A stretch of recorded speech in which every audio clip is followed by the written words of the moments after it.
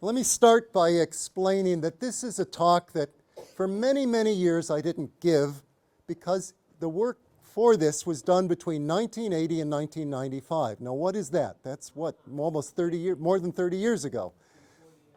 Yeah, before the internet. And the reason I'm sharing it with you now is that something happened, the internet was developed, and this work suddenly had a relevance that I had no conception of at the time, but it's made it, to my mind, more fun to talk about and more interesting to learn about. So that's why I'm sharing it with you tonight.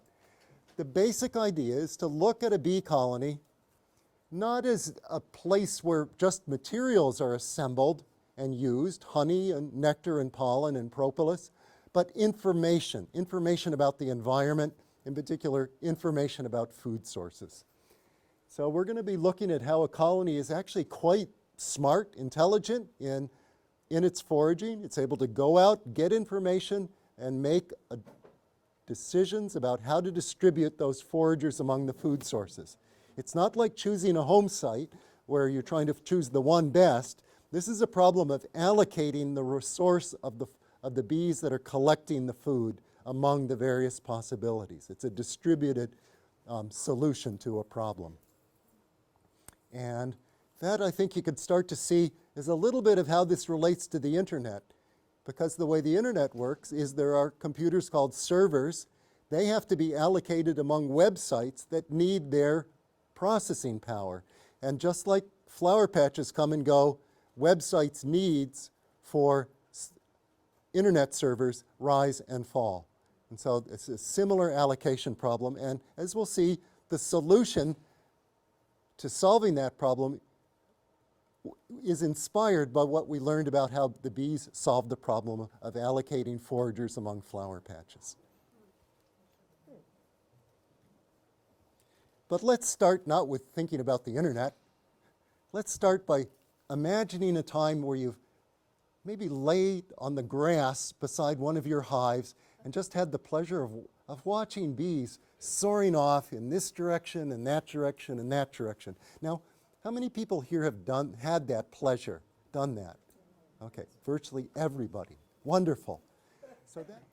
So what did you think about when you watched those bees flying off? What were some of the... How do they know where they're going?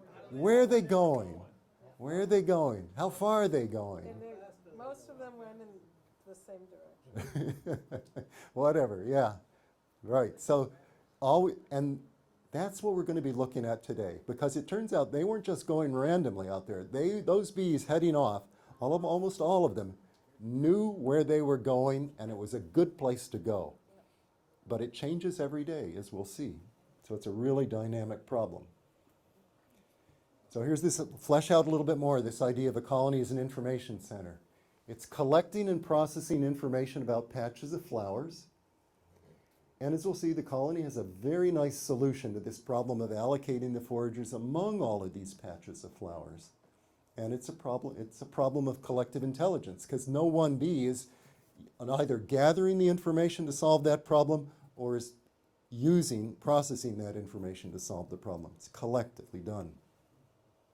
And that's what intrigued me in the first place, collective intelligence.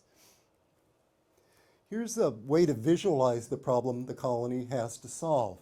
It's got a supply of foragers, or an ensemble of foragers. It's got some flower patches out in the environment. And let's say at time one, all those patches are the same size and they're equally profitable per flower. The colony would distribute its foragers among those three approximately equally. But a few hours later, or a few days later, it could be that flower ensemble could change. So now the flowers here are no longer so rewarding. There's not as much nectar. It's not as rich. But here it's tuned up. That one's fading. This one's coming into bloom. Now the colony needs to shift over foragers from here to here. This one maybe say is the same. So it's a very changing problem. It's a dynamic problem because the flowers come into bloom and wither.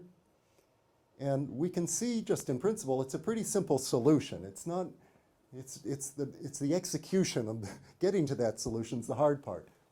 General solution, dispatch many foragers to the patches that are flowers and are profitable, and just send fewer to patches that are small or have poor nectar. And here's an example of where I saw a colony actually solving this problem.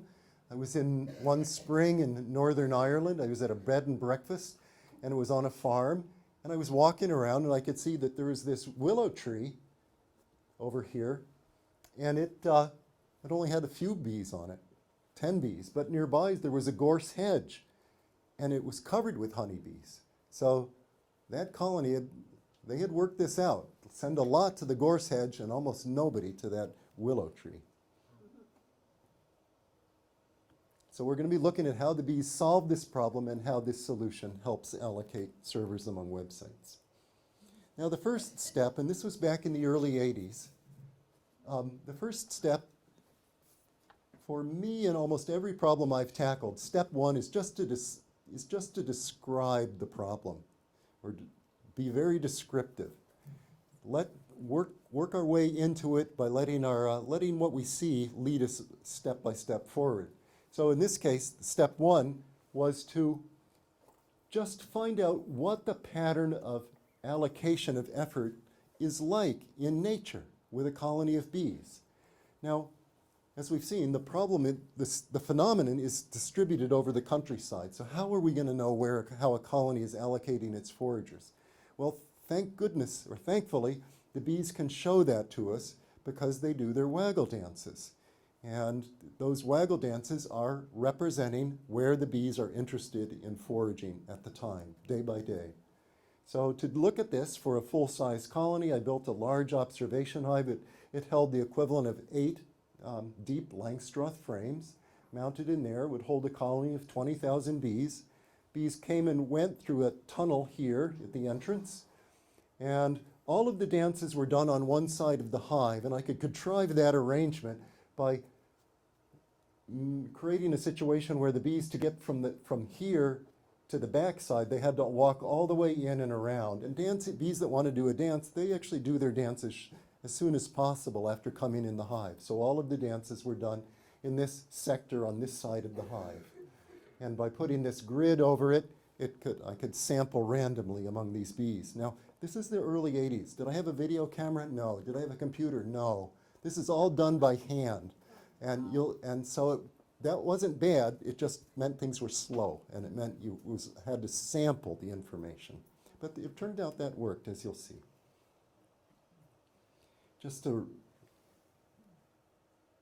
Probably everybody's seen a bee do a waggle dance.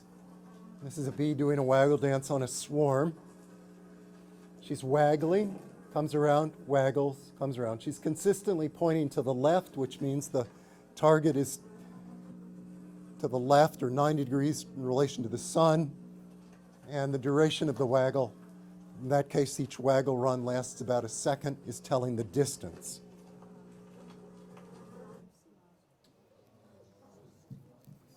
And this is the rule that if a bee wants to advertise a patch of flowers here, say, and this is her nest, she notes the angle to the flowers, the direction of the flowers in relation to the direction of the sun, if the sun's projected down to the horizon. In this case, it's 40 degrees to the right of the direction of the sun.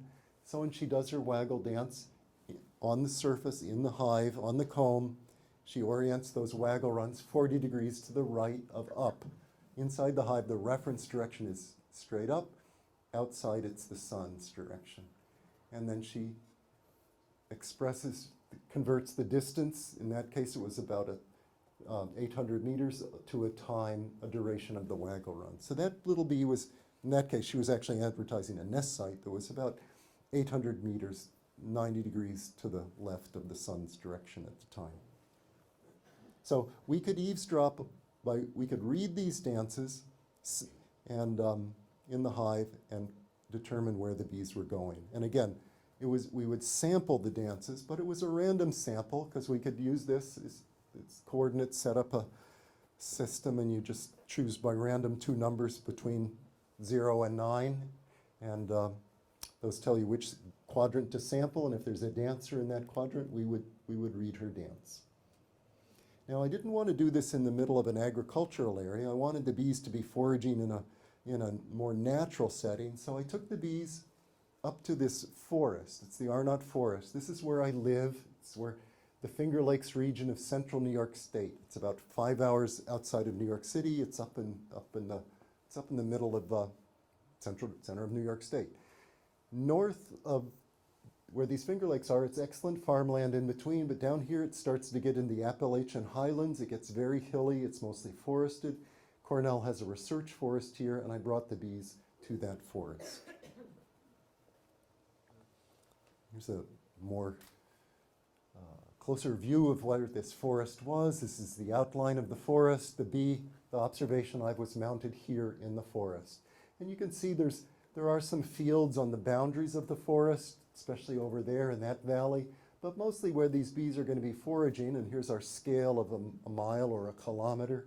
Mostly they're going to be doing their foraging here. Sometimes they would go down into those hay pastures down there, but almost all of the foraging, as you'll see, is within 5 kilometers of the hive. This is what this habitat looks like. It's a hardwood forest with some clearings in it. It used to be farmland in the 1800s, but now it's grown back to forest. It was very poor soil. Okay, let's look at a map of, we'll go through one day at a time. See, the colony is in the center of this map, and then each of these dots represents the location indicated by a bee that was performing a waggle dance. If it's a black dot, the bee was unloading pollen, or unloading nectar. If it's a colored dot, the color of the dot or shape indicates the color of the pollen that the bee was carrying when she was doing her waggle dance. And what we see then is, let's focus first on the black dots representing nectar sources. These circles are 1, 2, 3, 4 kilometers out. So 4 kilometers is 2.4 miles out. So we see that one of the sources of nectar was out here between 2 and 4 kilometers. Lots of black dots there. There was also some more nectar collection only about 500 meters out. There was some pollen collection here about 500 meters out to the south, and there was some pollen collection not quite 1,000 meters out up to the northeast. And so that's how it looked on the first day. And if you think about it, there were some distinct patches here. This one I mentioned here to the southwest, between 2 and 4 kilometers out, one up here to the northeast at about 4 kilometers, and then these other ones closer to the nest. So that was the pattern for that day. Oh, and I should explain that I know where they were getting their nectar. I know there was a lot of basswood trees down there that were in bloom. This one was a little patch of white clover in an old field that they were going to there. I don't know what that orange pollen source was. Now here's the next day. There's some similarities, but there are some differences. They again were going down here between 2 and 4 kilometers for the nectar to the basswood trees, collecting more of the white clover pollen, more of this black, the nectar here, a little bit of the orange, but now there's a new, very important nectar source to them, not very far away, about 500 meters away, that wasn't there or barely there the previous day. So things have changed. What do we see the next day? Well, next day it's different still. There's our 14th of June, here's our next day. This patch, this nectar source down here is fading. It's getting stronger here. There's not much dancing for that one that was so important the previous day up to the northwest. This yellow pollen is getting very, very important, and they're starting to pick up some brown pollen down here. What happened the next day? The next day was cloudy with a light rain. The bees didn't go very far, but they went out and got the nectar here, and they tapped into some new source of pollen, a reddish pollen, up in that direction. So every day was different. It's like the world is changing on the bees, and the bees are responding by changing the foci of the dance activity. And the dance activity is a measure of where the bees are going. It's to be more precise, it's an indication of the new opportunities or the continuing opportunities each day. Now that's just a pattern. I want to switch now to go a little deeper. Not just look at the pattern, but start thinking about the processes that produce this pattern and what these patterns mean. And in particular, we want to address this question. How well does a colony match its foraging efforts to the foraging opportunities? And how does it do so? So, for example, just to schematically represent it, if you have a bunch of patches, these patches can differ in their profitability, P, and their size. And the bees have to find those patches, bring the information back in, and generate a labor output. Different number of foragers per patch. How well does it do it, and how does it do so? Now let's look first at this question of how well does it match its foraging efforts to the foraging opportunities? In particular, are richer patches, or generally speaking, are richer patches sites allocated more foragers? And to answer this question, it's not easy to answer this question, I want to stress. I needed to control the profitabilities of all of the foraging sites available to a colony. How on earth do you do that? And I also had to measure how many foragers a colony has allocated to each of these sites. If I know those two things, where I can control the profitabilities, then I can really, and monitor how a colony distributes its effort among those sites, then I can really check to see if the colonies are doing a good job at solving this problem. Well, how on earth, literally, how am I going to control the profitabilities of all the colonies' foraging sites? We've just seen that these bees will range for miles and miles and miles around. Lots of graduate students. I'm really glad you said that. Because I don't do this with graduate students. They get their own projects. I want to do the work myself because I want to see what's happening. Because I've learned it's usually things that if you're looking here, and it's usually the stuff you're seeing over here on the side that are telling you something that you weren't expecting, that are showing you really some of the most important information. And a graduate student is very good, but they're a beginner. And I wanted to see this stuff myself. So I use undergraduate students. And they're cheaper. So not easy to do those things. But here's how I could do it. I took advantage of the fact that in New York State, we usually think of New York State as like New York City and maybe Rochester or something. But no, there's a lot more to New York State. In fact, there is this huge state park up in that upper mountainous part of New York State called the Adirondacks. It is the largest park in all of North America. It's way bigger than the parks the national parks out west. It's 6,000 square miles. And it's, there it is. It's far from anything. It's sort of vacation land for some people, but basically it's remote, and there are many parts of this park that are owned completely by the state, and by state law, the wording is to be kept forever wild. And so I went to a place, the Cranberry Lake Biological Station, which is an old part of the forestry school in New York State.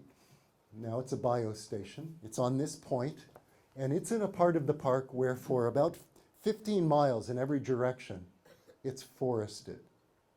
And that means there's not much forage for the bees during the middle of the summer. What bees do you find up there? You find a few colonies of bumblebees, but in my scouting the area in advance, I never saw a honeybee up there. So I was pretty confident that if I could take a colony of bees up there, I would have control of the food sources to these bees, because there weren't any. Very few flowers, control the food supply. And as I mentioned, no other colonies of honeybees. So this means that if I take a colony up there and I put out some experimental food sources and I see a honeybee coming to the food source, it's my bee. It's one of my bees. And you'll see I could confirm that because in this experiment, every bee is going to be labeled. So to make this work, I had to take the bees up. And so I would work with a small colony. You'll see why I wanted to keep it small. It's just a two deep frame observation hive. And so I could put the hive wherever my observation hive is in the hut here. That's what it looks like up there. To put it wherever I want, I have had Carpenter build me a nice little portable hut for my for housing the observation hive. The students called it. It was like the TARDIS? Was that from Doctor Who, I think it was? Yeah, okay, so some of you guys know that. So there was an orange hut. Inside there was this nice two-frame observation hive. And as I say, a very special colony lived in this hive. With the two frames, it'll hold a colony of 4,000 bees quite nicely, and every bee was labeled for individual identification.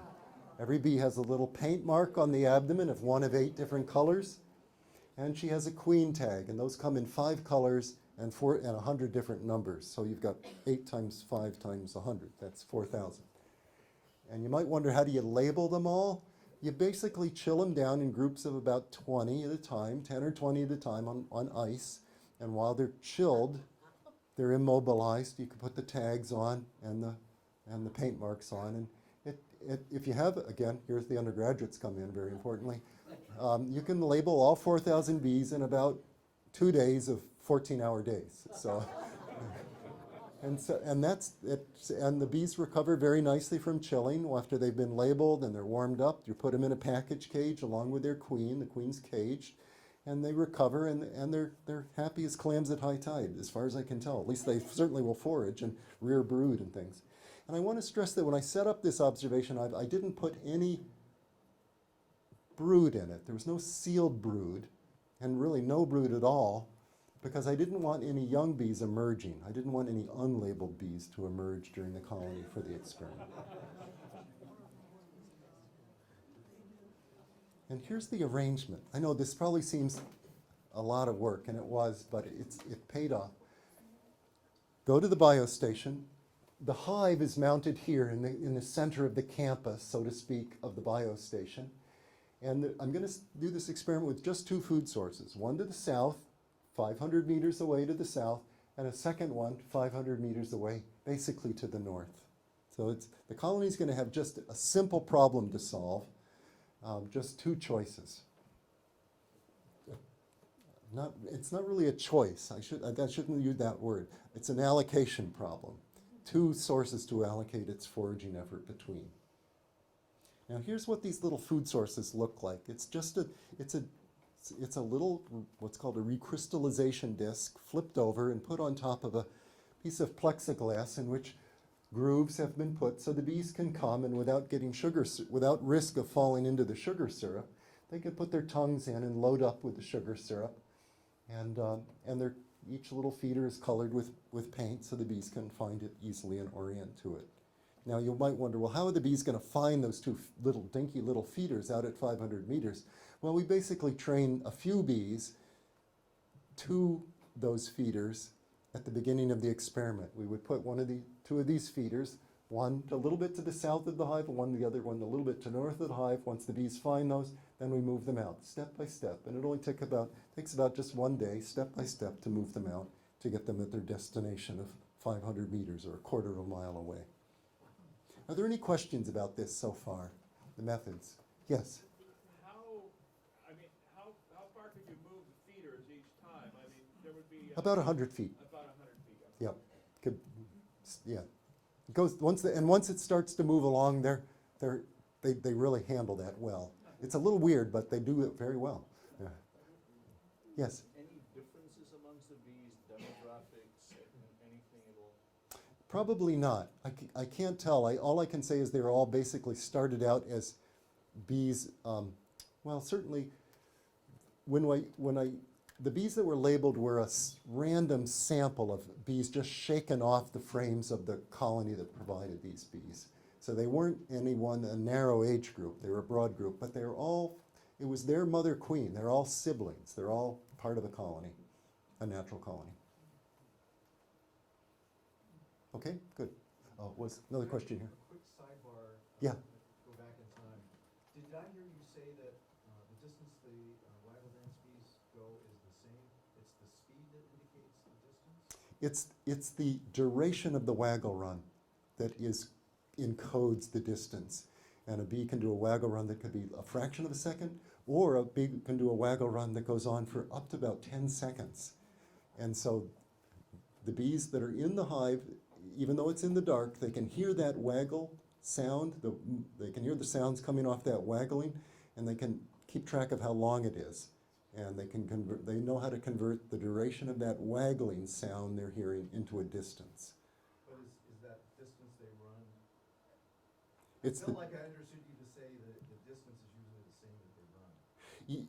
Yeah, actually, I didn't say that, but that actually is true. The distance of the amount that they move across the comb doesn't change, but just how long they keep making that movement changes. That's new information. Yeah, yeah. Okay. One question, is there any relationship between how fast a bee goes and the time that they do the waggle dance? No, it's just distance. I could talk more about that. It's actually not even distance per se. It's their optical flow of what they're seeing pass beneath them, but not duration. People have done a lot of it. You can have them fly over water where they can't see much optical flow beneath them, and they think they haven't flown very far, even though they might have had a long flight over the water. So they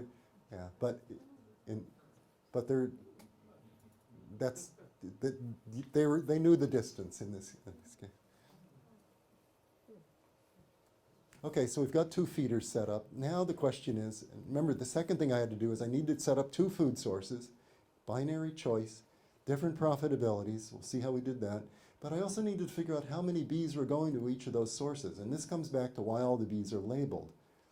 Because with every bee labeled, you can do a roll call of who's coming to the feeder. Now you might think, how are you going to do that?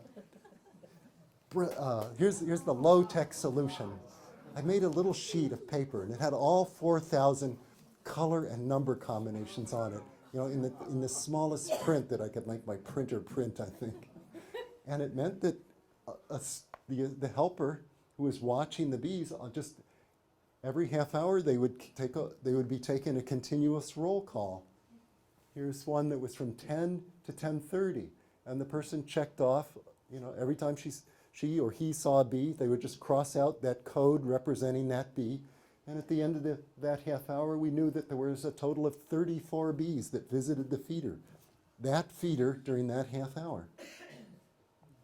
So it was really, I thought this was a really good low tech, no batteries, no power required.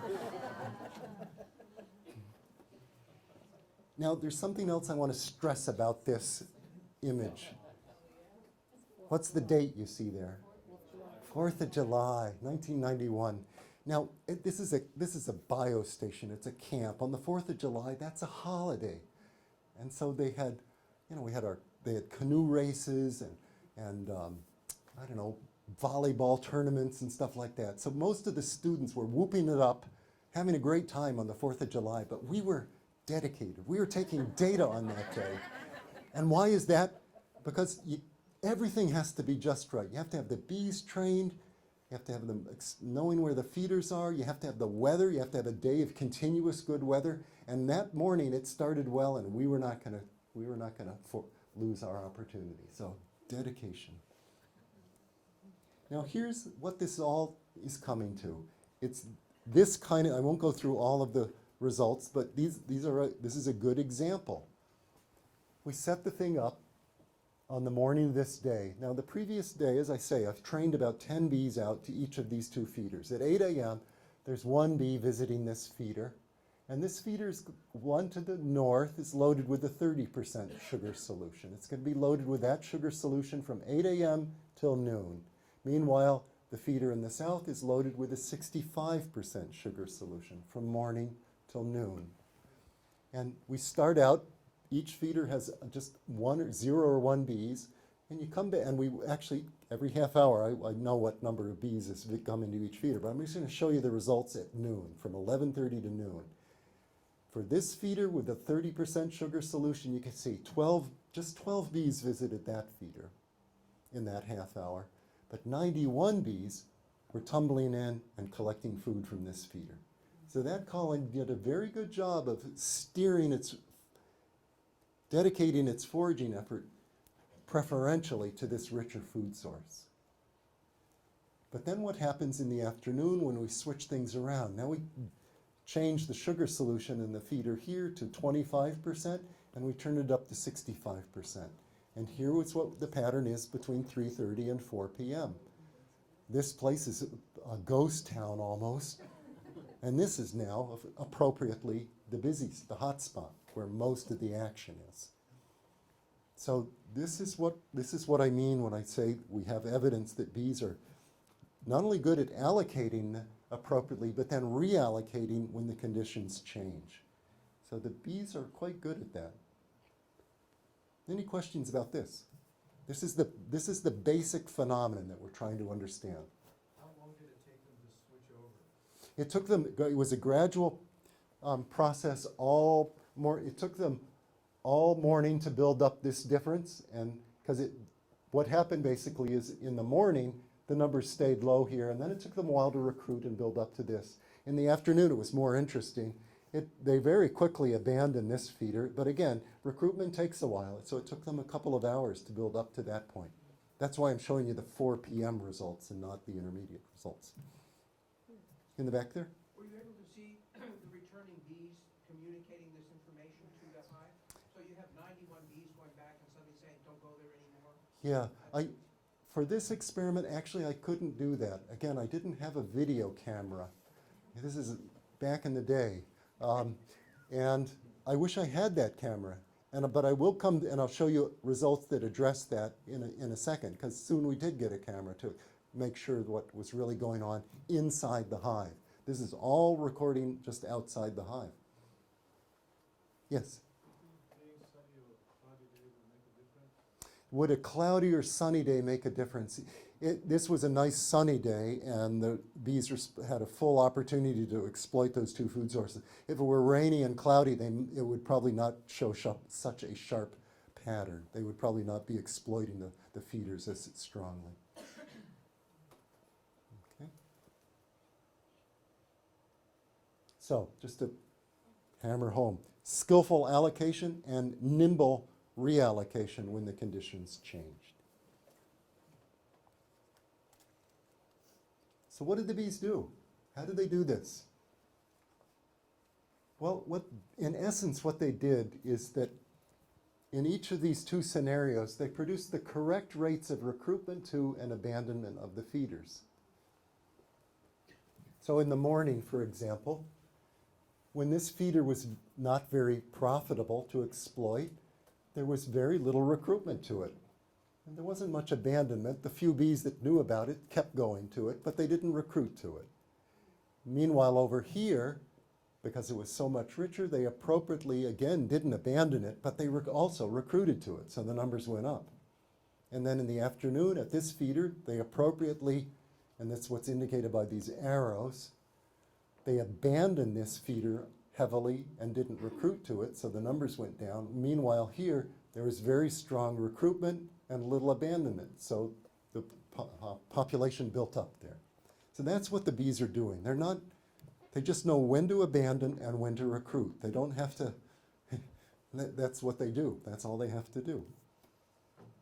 And you can see that at the level of the individual bee, it's actually pretty simple. The bee goes to a food source, she judges its profitability, and she decides, am I going to do a dance, waggle dance, and recruit bees to this?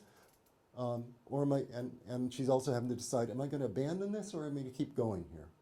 So each bee only knows about one little food source. It's the whole colony that collectively builds this correct allocation by each bee. It's a little bit like each neuron in your brain does its little job, and the brain as a whole makes a decision. Now we're going to come back to the question of, what did we follow the dances? Okay, I want to start by stressing bees encode 3 pieces of information in their waggle dances. What I mentioned so far was just 2. distance and direction. What is that third one? Profitability. We'll skip the distance direction slide. We've seen that. Distance, direction, I like alliteration, so I'm going to say desirability, but it is profitability. The 3 Ds, this, direction, distance, and desirability. And we've talked about how direction is indicated by the angle of the waggle run relative to straight up. And we've talked about how distance is indicated by the duration of the waggle run. How is desirability expressed in a bee's dance behavior? Anybody want to guess? Did they back to Sam? Not okay. Let's go through that. One person said frequency. Another, I think that's what you were saying, or you might have been saying the amplitude of the dance, the vigor. Well, and How often they do? how often? Yes, and it's that last one. Just how many of these dance circuits they do. These are plots of how many for this. I trained 30 bees out to a feeder, and the feeder's going to start in the morning with a 16% or 0.5 molar sucrose solution. I've got 30 bees trained to that feeder, and I let them feed and come back to the hive and do a dance in the observation hive for 45 minutes, when they're visiting this 16% solution. Nobody dances. So goes from 0 to 60, no dance. You turn it up for the next 45 minutes, 32% solution. Still, almost every bee still does no dance. This is not good food. That's actually about at the bottom of what the concentration of nectar is that they will experience in nature. But a few will do a little short dances. Here's the dance duration is 0 to 60 waggle runs. We get to 44%. Now most of the bees are doing a dance, but they're short dances. 56%. Virtually everybody's dancing now, and some are dancing long dances with 60, 40, 50 waggle runs. You go to the top quality, 64%, everybody's dancing, and now everybody's doing not quite everybody, but most of the bees are doing a waggle dance that comes back with considerable duration to it. So the richer the food source, the more waggle runs produced per dance, and the more recruits that are activated. You see, when a bee follows a waggle dance and is being activated and getting recruited, she only follows about 3 to 4 dance circuits. So if one bee dances 60 dance circuits, that's long enough for actually about 20 different groups of bees, dance followers, and that group of dance followers at any one time could be 2 or 3 or 4 bees to get the message. So doing 60 dance circuits is actually a pretty strong signal. A lot of the information is available to quite a few bees. Question in back there. Is there any kind of memory effect during the day, or is it every day a fresh day? Yeah, it's a very important question. I'll repeat it. Is there any memory effect in the colony? And I like the way you use the word memory to apply it to or maybe you meant it for the individual bee. Either way, the answer is no. Every day is a new day because the conditions can change every day. There would be no sense for the bees to carry it over. There is a memory of the location for sure, but the advertising is adjusted day by day, even hour by hour, trip by trip, as to what they experienced. And so they're really keeping the information. The advertising is tuned right to the moment. Yes? So as far as first flights, some of those bees were going straight back to the feeders that you had set up. There's Correct. some memory of that. Oh, yes. Once those bees have been to either of those feeders, they won't forget about those feeders. They will come out in the morning. Some will come out faster than others. Like people. Some people get going faster than others, but sooner than others. But they've all remembered it. But you do lose a few bees each day. I mean, you lose about 3% of the population in a colony dies each day. Bees live about 30 days, and if you lose 30, a 30th of the day, that's 3%. Yeah. Yes. Over here. The distance. So if there were two food sources that were Oh yeah, that affects the. energy and one was closer, would they all go to the closer one first? Yes, if the profitabilities, despite the difference in distance, were matched, the dances would actually be the same. We've done that experiment. Yeah, yeah. It's really the dance duration. I mean, the distance indicated would be different, but the desirability, if it's the same profitability, they will do the same. Yeah, and that's actually really important. Thank you for asking that. Yes. Will the same bee go to the two different food sources? How do they know that the 35% solution isn't as good as it gets? Yeah, there's two questions in there. Do the bees go back and forth, like to compare? So no, they don't. They only go to one food. They only go to one food source. And when you think about it, I mean, these are in nature as well as in this experiment. They're quite far apart. So the bees would be burning up lots of energy going around. But that's not how it works. That's how you and I would do it. But that's not. But you and I aren't part of a collective. They can do it. Each bee reporting in and making the thing work well. Was there a second part to your question? I've forgotten. Oh, sorry. Well, I mean, how do they know that, Oh, how do they know? Right. that's not as good as it's going to get that? Yeah, that's right. They apparently, we don't understand that fully, but it looks like they have a built-in scale of goodness that is a reference to them. I don't know how else they could do it, because they're not shopping around and comparing. They're going to one source and they know, okay, that one deserves 20, 30 dance circuits. Or they go to that one, they say, well, that one only needs 10. Or they go to that one and say, that needs 100. That's a super duper one. So they must be referencing some built-in scale of goodness. In the back there. You said that when the bee comes back to do the waggle dance, it influences only 2 to 4 bees around it? Right at any one time, there's only 2 to 4 bees that can get close enough to that bee that's doing the waggle run to pick up the information. So then those 2 to 4 go, and that's how it multiplies. They come back and go, aha, but only 2 to 4. So there's bees that aren't out foraging that receive this, are waiting to receive information as to where to go? Yeah, a lot of the foragers, each day in a beehive, there's always turnover. There's always new bees that are coming into the forager force, and they're naive, and they don't know where to work. Now, a very tiny fraction of those bees that don't know where to go because they don't have any prior experience about going outside. A small fraction will go searching on their own, and those are what we call the scout bees. But the vast majority, 97+%, when they need to find a work site, their first work site, they go down to the dance floor and get information.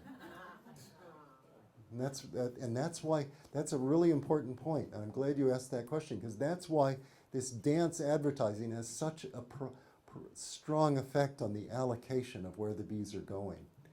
That is like an information center, and it guides their foraging effort. Yes? Is there any sort of a nectar exchange, like prophylaxis, like when they come back, they bring the nectar back to bring a sample of the goodness of their nectar in correlation with the waggle dance? Yeah, people thought maybe that was the case. The question is, when they come back and they have to regurgitate the nectar and unload it, are they getting some feedback? Is somebody saying, good job, you got some great stuff there? Something like that. No, there's no indication that plays a role at all. If you bring back better food, you don't get unloaded any faster than if you bring back not so good food. We could go on more about that. That delay in finding somebody who will take your food, they do pay attention to that because that tells them how busy things are in the hive. And we can get into that, but if it's really, really busy, if they get the sense that there's a lot of nectar coming in, then they adjust their standards upward a little bit. But that's another part of the story. Here, then we'll go there. How many trips can one of the bees make, the same bee, to the source and back? Well, in this situation where the food is so easy to get, they could make a trip about every 10 minutes, maybe only needing about 5 minutes to load up at the feeder, a minute to fly back and forth, and a couple minutes to offload the food. In nature, and they would spend typically 30 to 60 minutes loading up at a patch of flowers, because each flower has just a tiny micro amount of nectar. Yes, here. Two equally productive sources, but one very close and one far away. Do they pile up at the close by one? Yeah, they will. They would. The question is, if they're equally profitable per flower, the same amount of nectar and same quality of nectar per flower. Yeah, the close one would be judged more profitable because it's less costly to exploit the nearby food source. How do they convey that costliness? They don't. They just factor it into the desirability, and so it factors in if it's close. Everything else is the same. Pardon? But it tastes the same. It tastes the same, but they're good, and we don't know how they do this. They can measure, that taste is telling them about the gains, but they're also factoring in the cost. If it's close, if it's nearby, the cost of going to it is lower, so the quality of it is higher. The gains relative to the costs are better for that close-by source. And Wouldn't the frequency of the bees coming back increase if the distance was less, so that you would have more returning bees? Yes, it would speed up, the recruitment would go faster to that nearby one, but it would still be much lower if it's not a very rich food source, even though it's closer. But that's why in that experiment we had the distances that matched, so we didn't have to try to factor that out. So I had a follow-up question. Okay. Which is, if you've got, are there two populations within the hive with bees sitting around waiting to go out, or do they intermix? There's, I'm not sure I follow, but let's see. I'll see if I'll say what I'll say and it makes sense. There's a population among the elderly bees that are the foragers. That are some that are engaged in foraging because they followed a dance and they know about a food source to exploit. But there's others that aren't engaged yet. So yeah, I hope that helps. One more, but then we'll move on. Question about the scout bees, which is Yeah. the following. Do you get recruitment from foragers to scouts if there's a lot of activity or some other cue? Yeah, the question is, how does this scouting factor into this whole story? And is it upregulated if there's not much food coming into the nest, say, when then indicating that they'd actually need to do more, we would call it more exploring and less exploiting because they need information. We don't know how that works, but I suspect that does happen. That if not much is coming in, you've got a lot of bees that are standing around, and that may be a stimulus to finding no dances to follow. That may be a stimulus for them to, in fact, go and look on their own. Oh, and this comes back to the question that was already addressed. The bees don't have to visit both food sources to know whether to dance a short dance or a long dance. They refer to this built-in scale of profitability. So, coming back, this is sort of integrating things now. The problem was to optimally allocate foragers among flower patches to maximize the total nectar gain. And this is a summary of what we've seen. A forager goes out to a patch of flowers. She judges its profitability on her going out and flying back. By the time she comes home, she knows how profitable it is. She performs a dance of the right duration. Could be short, could be long. The unemployed foragers are standing around in that dance floor area trying to find work. They follow a dance, and here's a key thing. The dance they follow is chosen at random. They're not shopping around. They're not following this dance and this one. They're following the dances at random. I don't show you the evidence for this, but I'll just assert it for now. And that's really important because that means that it's the proportion of bees that are allocated between two food sources is directly proportional to the amount of dance circuits for those two food sources. It's a beautiful logic of way of doing it. One question about that. Does a forager who goes out and knows about the source, comes back, dances, turns a bunch of other bees on, they all go out, does that original forager go out again and come back Yes. and dance again? Yes, and if you could hear that. Yeah, the question is, a bee goes out, say, first bee that finds the food source or whatever, she comes back, she dances. Does she go back out again? Yeah, oh yeah, she's an exploiter of that food Does source. she dance more? Every time she comes back, does she dance every time? No, she will not necessarily dance every time she comes back, because it gets to a point where so many bees are building up at that feeder or that food source. Now their profitability is going down, and she'll turn down her dancing. And that's what keeps it from that keeps things stable when it reaches a peak. It's a beautiful, they don't overshoot. In other words, they don't keep throwing bees at something, even though it's only as long as it's really highly profitable.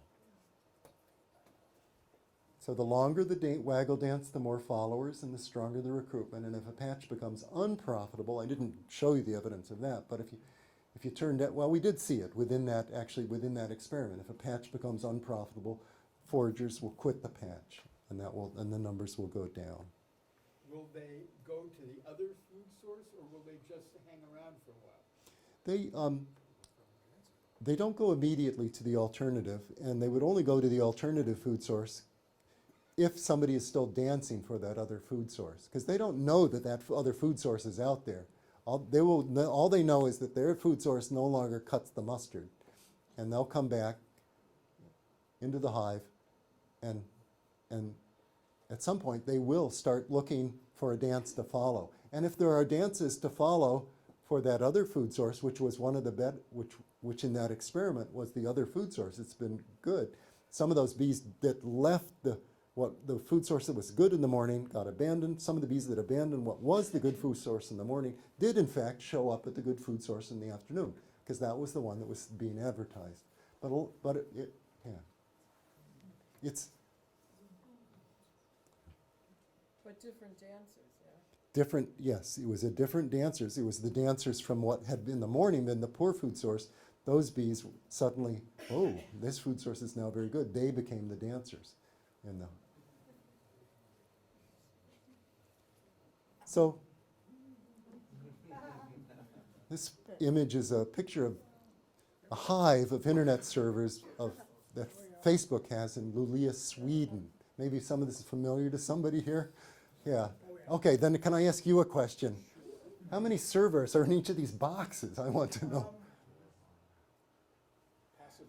The way Facebook does it, they don't even use boxes, they just have a motherboard on a rack. So they probably got about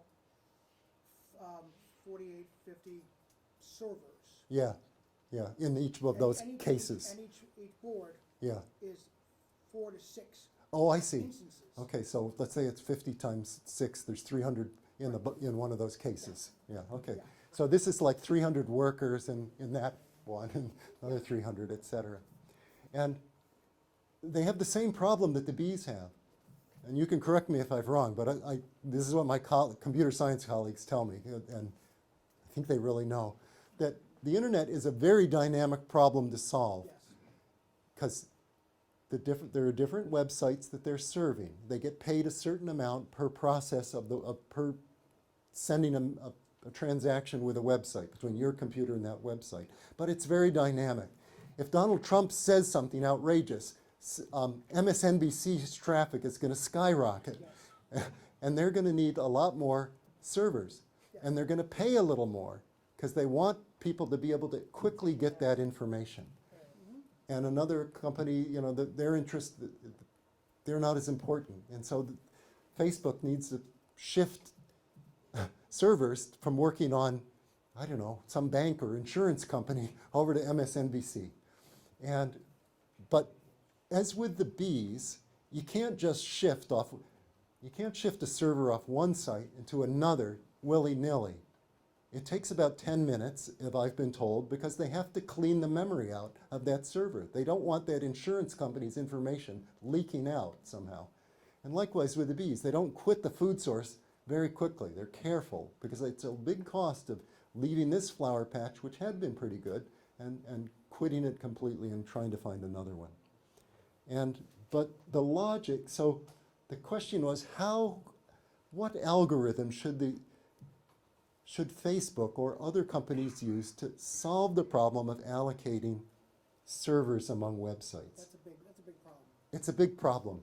And the solution is what is called the honeybee algorithm. And here let's draw the parallels between the bees and the computers. There's it's It's a similar orchestration problem. Internet servers and honeybee foragers. There's an ensemble of servers in the internet server situation. There's an ensemble of N foragers. The unit of orchestration here is a server. Here it's a forager. On the computer site, its internet service application has a value per request. In the case of the bees, the flower patch has a value per nectar load or per visit. These servers, and you can explain how this works, I don't know the details. There's an advertisement board where not only do they do their job, but they're actually advertising into the hive of servers of the profitability they're experiencing. And that's what we see on the bees. They're making an advertisement on the dance floor of the goodness of the source that they're working. These advertisements vary in length, and the dances vary in length. Switching sites has a cost in both of these, so it's not cheap or free to make a cost change, either because there's a switching site has a cost, there's that 10-minute cost of clearing the memory, and switching patches has a cost. You have to come back to the hive, you have to you have to follow a dancer, you have to go search for the patch, etc. And as I mentioned, there's this algorithm that is called the honeybee algorithm and was developed by two computer scientists, Sunil Nakrani and Craig Tovey. Craig Tovey had been working with me on some various other issues of the bee foraging organization, and Sunil Nakrani was a PhD student at Oxford, or not PhD, he had his PhD. He was looking for a postdoctoral project, and he came over to Craig because Craig is really he's got a very fertile mind, you might say, and he's telling. Sunil said, "Well, just tell me about some projects you're interested in." Craig said, "Well, we're going to do this stuff with the bees," and they got talking about bees, and Sunil knew about this problem of allocating servers among websites, and he started to hear what Craig was saying about the bees, and they just realized there's a really interesting analogy going on here. And I can't give you the details of what is in this paper, from honeybees to internet servers, biomimicry for distributed management of internet hosting centers. But that is, they developed the algorithm. Apparently it increases the revenue to the companies by 10 to 20%. Their value it's a $50 billion industry. You can do the math. 10 to 20% of 50 billion is 5 to 10 billion. What is that in comparison to the budget of our National Science Foundation? It's more, or it's about the same, 7 billion. And so they didn't patent it, alas, for them, but they did, along with me, receive this nice honor of the Golden Goose Award, which is an award given out by the American Association for the Advancement of Science.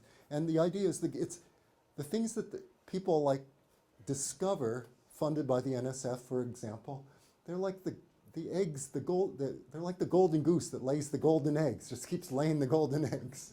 And so I think it's a good name. So it's a good example of the value of basic research. You're not fabulously wealthy now?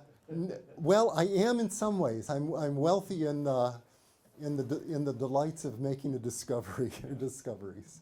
And if you would like to learn more about the biology, it's buried in this book called The Wisdom of the Hive, which I wrote back in 1995, and it was not a bestseller, I must say, but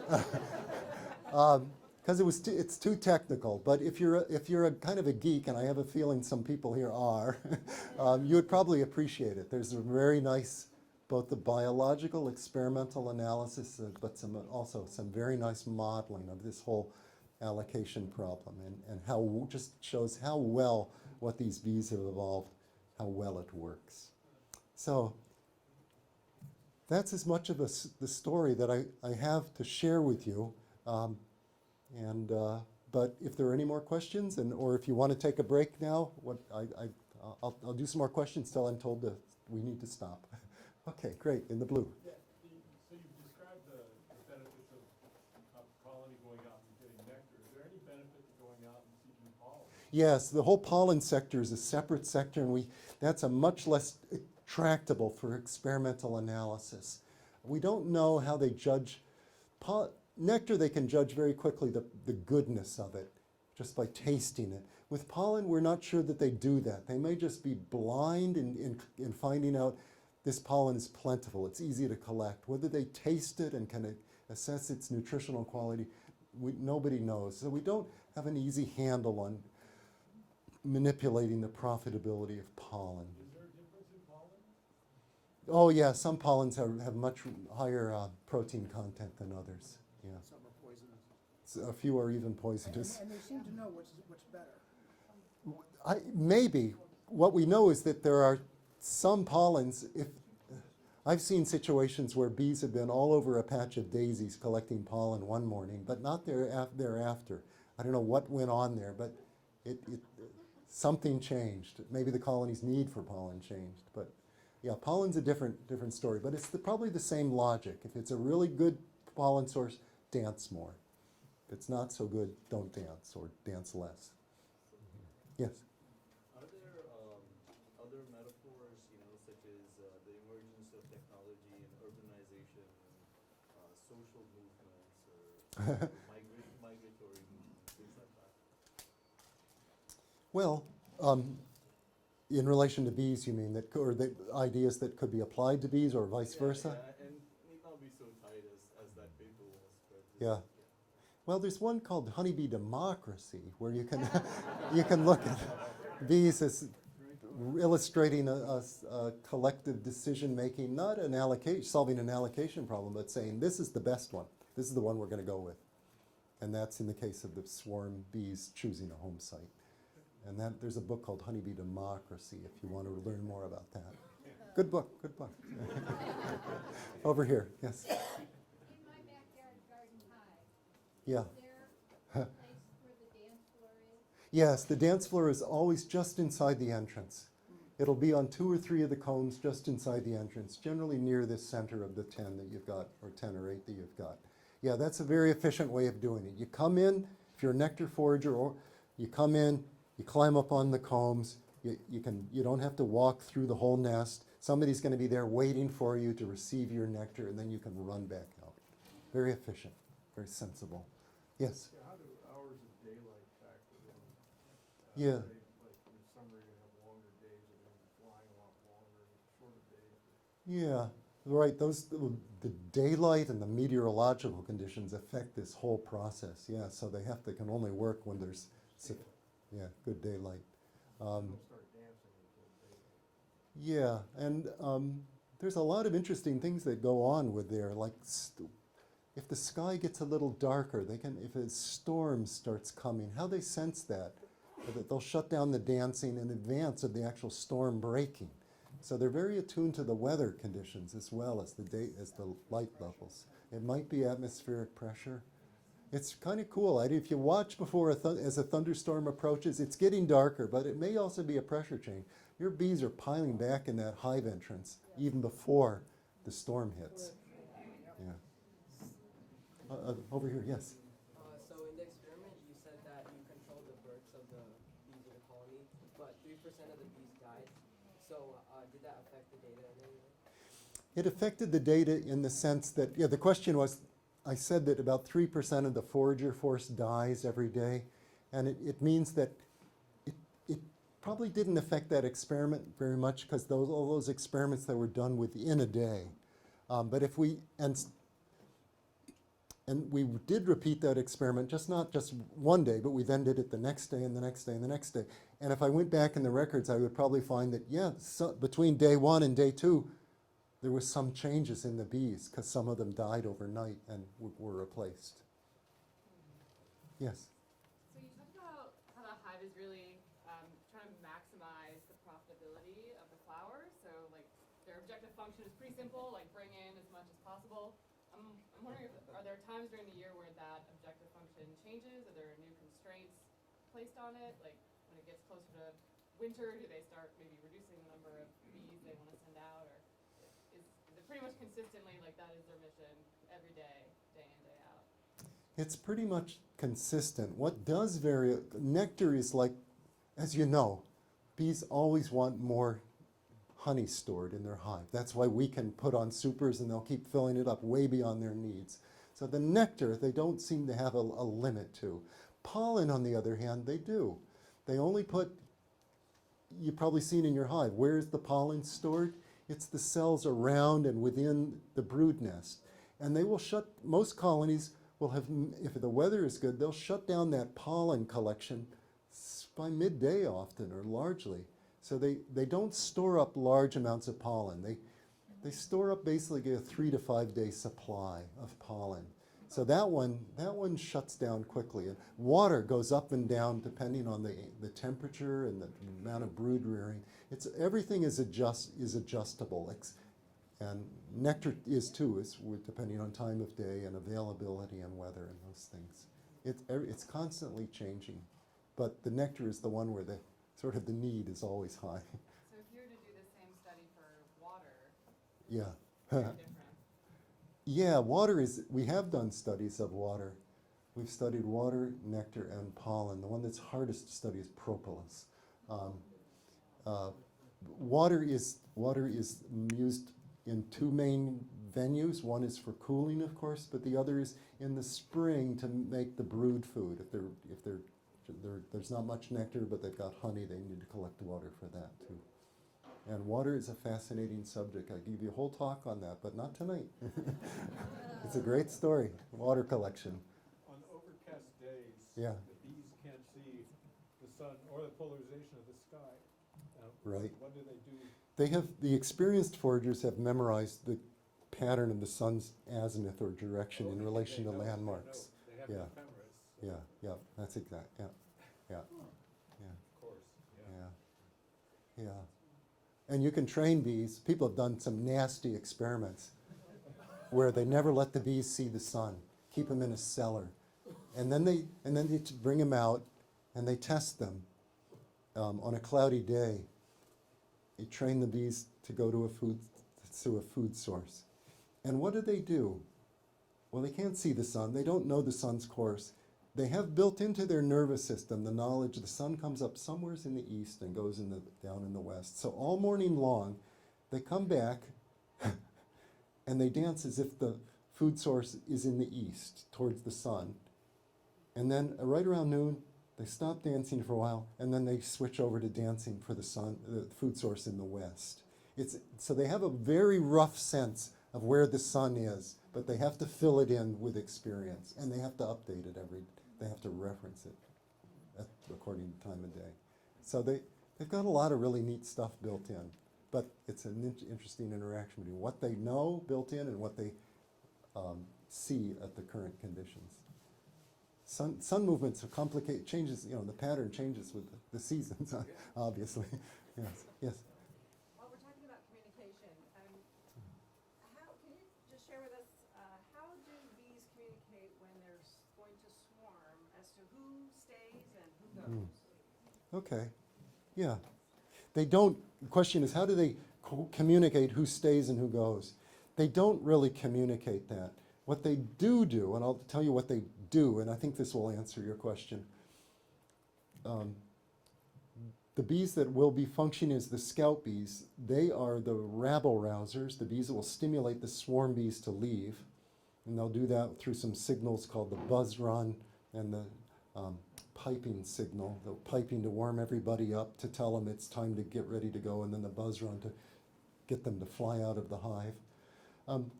But it's not been decided before the bees leave who's going to go and who's going to stay. Almost every bee leaves during the swarming process, except the really young bees that don't know how to fly. And what you see then is there's an interesting equilibration. A lot of bees, almost all of the flying workers that are able to fly leave the hive. Some will settle into the cluster, and others will come back and repopulate the hive. And so and we don't know quite how that works, but I would guess that it's something like bees are equilibrating. It's like if they come back in the hive, if there's a lot of bees in there, then they they'll go back out and go into the swarm cluster. If they come in, on the other hand, and see there's not many bees in there, they'll stay there. So they can kind of equilibrate. We haven't looked closely at that, but it's remarkable that quite consistently, about 70% of the bees leave in the swarm and 30% stay. But if you look in the hive right after the swarm the bees have left, it's almost empty, and it looks scary in there. you're like ghost town. But then in the next 10 minutes, bees will start to come back and repopulate it. And I think, in fact, that's why, I'm glad you asked that question, because I think it's why they don't just do a straight shot, go from the hive to their new home site. Because problem one is figuring out how to partition the colony between those that will leave and those that will stay. If they did a straight shot, they would probably have a hard time getting that partitioning done correctly. Yes? So does that mean that those bees that stay Yeah. are still gorged up on honey as if they're going to leave? You know, we didn't measure that. I bet that would be my prediction, that we didn't measure that. Yeah. We even weren't trying to look at this. We were just trying to figure out the signals that were going on. And in the course of seeing that, we saw, oh, this hive's very empty, but then it refills, or not refills, but replenishes. Yes? How accurate is the interpretation of the waggle dance? So those that go out, do they pinpoint it, or do they kind of end up in the field near They where would. it's supposed to be? They end up in an area that's about the size of this room plus that lobby out there. Within about 30 meters, they'll get it. They'll come down, radius, 30-meter radius. Not, in other words, not super precise. But in nature, that's fine. It's because the target's it's not a little feeding dish. It's a tree or a patch of, it's a swamp with some, yeah. Even if it's a mile away? Yeah, That sounds pretty accurate to me. It is pretty accurate. It is, right, on the scale of things. And it could be a couple of miles away. Yeah. That's interesting, because if you move the hive, Yeah. they can't find it. But Because hives, homes don't move in nature, and what they've done is they've learned that to come back to their entrance, they've memorized what the look of the entrance looks like in relation to the landmarks all around that.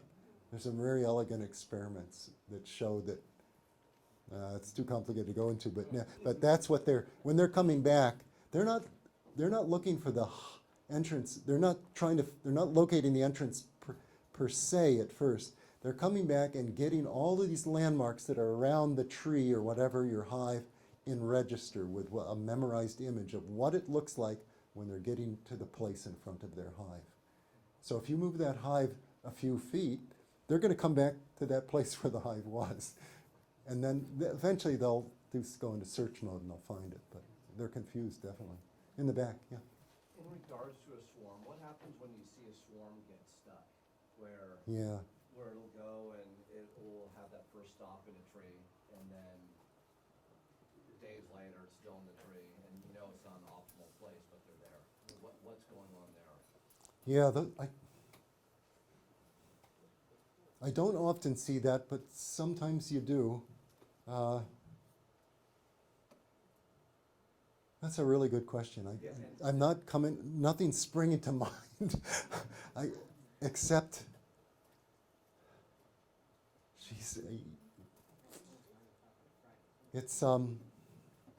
it might be an example of natural selection working. Something's wrong with that swarm, and but you want to know what exactly is wrong. I would be interested to see if the scouts had gone out or not. Well, a neighbor, I was driving home the other day, and there was a swarm out in front of the neighbor's hive. And so the swarm looked like it would settle on a close tree, and then it went to another tree, and then it settled on a tree in the front yard of her home. Mm-hmm. And that was, I believe, on Monday, pardon me. And it's still there. It's still in that same location. The tree has been exposed to rain, weather. I'd be really interested to see if there's been dancing for nest sites on that swarm, or some reason they're messed up, something. It's a real puzzle. But